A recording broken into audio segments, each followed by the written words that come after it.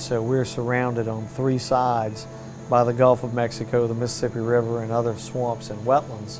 We live in and amongst that marsh and swamp environment, and I think that has a lot to do with what creates this culture. It's a culture that's very fun and vibrant, but it's also one that kind of lives on the edge. A storm is always threatening, as the song goes, and we're right there at every moment on the edge.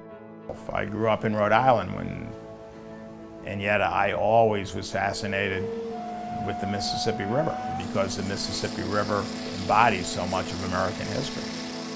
In total, so far, Louisiana's lost roughly 2,000 square miles of land. It's an enormous amount. And that land loss is continuing. Right now, we're losing land at the rate of a football field every 45 minutes. There are multiple causes. One of the causes is the levees themselves. The river made coastal Louisiana. You know, it's not a Louisiana problem. It's very much a national problem. And people don't recognize that all of this could disappear. 18% of all the waterborne commerce passes through Louisiana, and all of that is at risk. Pittsburgh has access to the ocean. Tulsa has access to the ocean because of New Orleans. The oil and gas industry has greatly accelerated the land loss and transformed what was a problem into a crisis by dredging roughly 10,000 miles of canals and pipelines.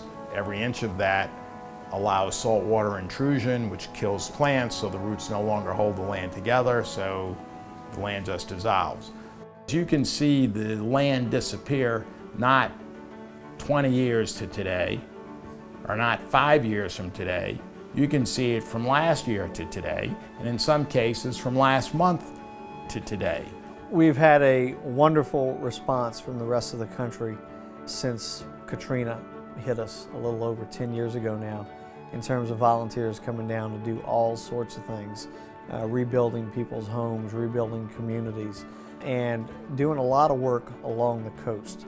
One of the biggest groups of volunteers have been the groups that have come down to help replant marsh grasses along the coast to help control erosion and create more habitat and just to build up our wetlands.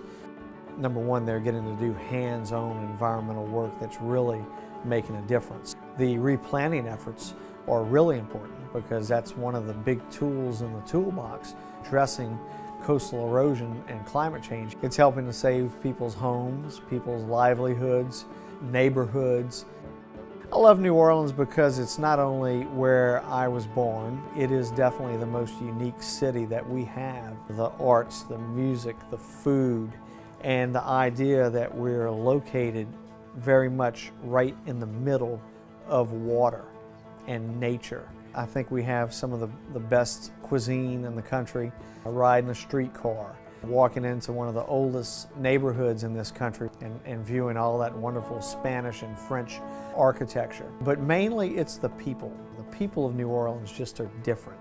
They have a joie de vivre. The music part of the city, always about family. It's trying to get new, younger people involved. It's part of what keeps the locals here, and it's part of what draws other people who come to visit. The city kind of hooks into them. I live close enough to the river, I hear the calliope on the Natchez. Well, I even know someone who plays the calliope on the Natchez. He's a friend of mine. Eating beignets and drinking cafe au lait in Cafe Du Monde, one of the oldest coffee shop locations in the country, and just realizing all the history of that area right there across from Jackson Square. Those are wonderful moments when you realize you can only be having that moment in New Orleans and nowhere else. Please come on down and enjoy yourselves, both in New Orleans and the coastal communities of Cajun country. There are many wonderful agencies and nonprofit organizations who welcome volunteers to do some real hands-on restoration work, helping us rebuild and advocate for our vanishing wetlands of Louisiana.